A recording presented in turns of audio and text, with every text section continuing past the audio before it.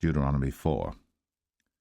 Now therefore hearken, O Israel, unto the statutes, and unto the judgments which I teach you, for to do them, that ye may live, and go in and possess the land which the Lord God of your fathers giveth you. Ye shall not add unto the word which I command you, neither shall ye diminish aught from it, that ye may keep the commandments of the Lord your God which I command you. Your eyes have seen what the Lord did because of Baal-peor. For all the men that followed Baal-peor, the Lord thy God hath destroyed them from among you. But ye that did cleave unto the Lord your God are alive, every one of you this day. Behold, I have taught you statutes and judgments, even as the Lord my God commanded me, that ye should do so in the land whither ye go to possess it. Keep therefore, and do them. For this is your wisdom and your understanding in the sight of the nations, which shall hear all these statutes and say, Surely this great nation is a wise and understanding people. For what nation is there so great, who hath God so nigh unto them, as the Lord our God is in all things that we call upon him for? And what nation is there so great, that hath statutes and judgments so righteous as all this law, which I set before you this day? Only take heed to thyself, and keep thy soul diligently, lest thou forget the things which thine eyes have seen, and lest they depart from thy heart all the days of thy life. But teach them thy sons, and thy sons' sons, especially the day that thou stoodest before the Lord thy God in Horeb, when the Lord said unto me, Gather me the people together, and I will make them hear my words, that they may learn to fear me all the days that they shall live upon the earth, and that they may teach their children. And ye came near and stood under the mountain, and the mountain burned with fire unto the midst of heaven, with darkness, clouds, and thick darkness. And the Lord spake unto you out of the midst of the fire. Ye heard the voice of the words, but saw no similitude, only ye heard a voice. And he declared unto you his covenant, which he commanded you to perform, even 10 commandments, and he wrote them upon 2 tables of stone. And the Lord commanded me at that time to teach you statutes and judgments, that ye might do them in the land whither ye go over to possess it. Take ye therefore good heed unto yourselves, for ye saw no manner of similitude on the day that the Lord spake unto you in Horeb out of the midst of the fire, lest ye corrupt yourselves, and make you a graven image, the similitude of any figure, the likeness of male or female, the likeness of any beast that is on the earth, the likeness of any winged fowl that flieth in the air, the likeness of anything that creepeth on the ground, the likeness of any fish that is in the waters beneath the earth. And lest thou lift up thine eyes unto heaven, and when thou seest the sun, and the moon, and the stars, even all the host of heaven, shouldst be driven to worship them and serve them, which the Lord thy God hath divided unto all nations under the whole heaven. But the Lord hath taken you, and brought you forth out of the iron furnace, even out of Egypt, to be unto him a people of inheritance, as ye are this day. Furthermore, the Lord was angry with me for your sakes, and sware that I should not go over Jordan, and that I should not go in unto that good land, which the Lord thy God giveth thee for an inheritance. But I must die in this land. I must not go over Jordan, but ye shall go over, and possess that good land.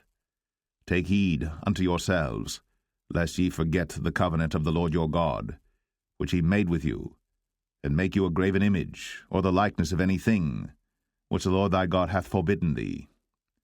For the Lord thy God is a consuming fire, even a jealous God.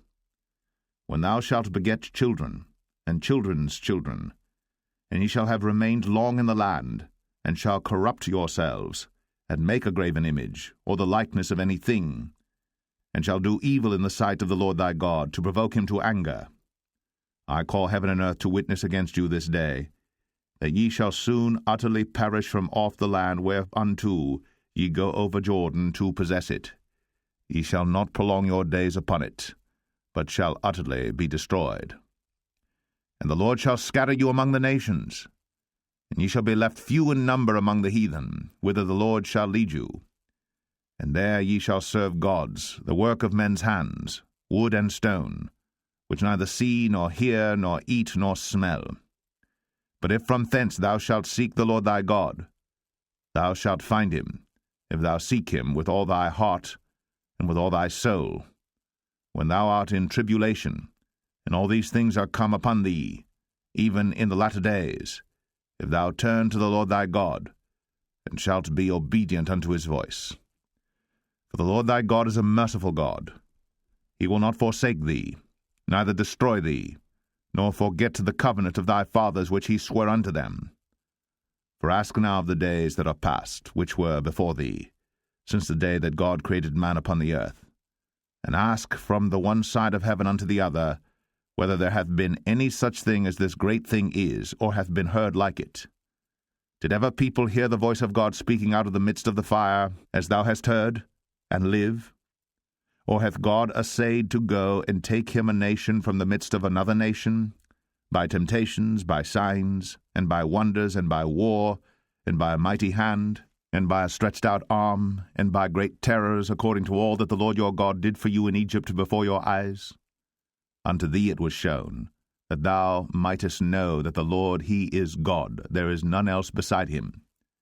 Out of heaven he made thee to hear his voice, that he might instruct thee, and upon earth he showed thee his great fire, and thou heardest his words out of the midst of the fire.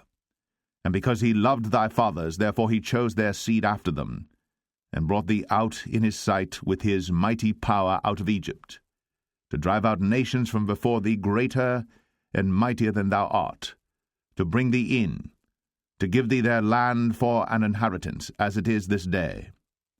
Know therefore this day, and consider it in thine heart, that the Lord he is God in heaven above, and upon the earth beneath there is none else.